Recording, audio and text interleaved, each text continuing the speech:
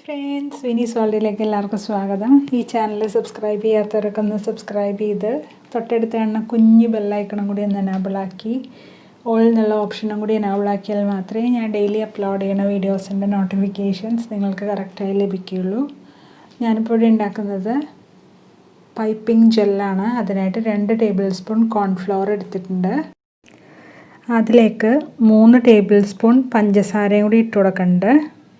3/4 glass വെള്ളം ഒഴിച്ച് കൊടുത്തിട്ടുണ്ട്. നന്നായിട്ട് മിക്സ് ചെയ്ത് കൊടുക്കാം.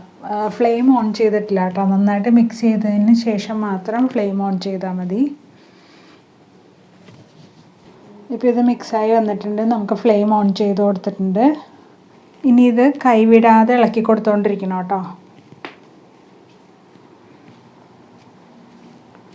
നന്നായിട്ട് മിക്സ് ചെയ്ത് കൊടുക്കാം.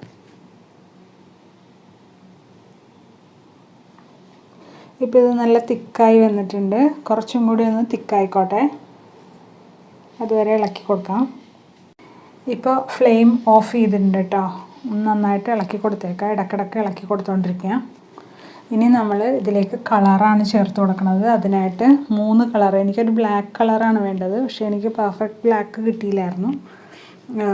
നേവി ബ്ലൂ ആണ് എൻ്റെ കയ്യിലുണ്ടായത്. അല്ല, റോയൽ ബ്ലൂ. ആ റോയൽ ബ്ലൂവും യെല്ലോയും റെഡും കൂടി ചേർത്തപ്പോൾ ഈ ഒരു ബ്രൗൺ കളറാണ് എനിക്ക് കിട്ടിയത്. ഇത് കുറച്ച് നമ്മുടെ കളറിലേക്കാണ് ഒഴിച്ചു കൊടുക്കുന്നത്. ബാക്കിയുള്ളത് വേണമെന്നുണ്ടെങ്കിൽ വേറെ കളർ ഉണ്ടാക്കാം.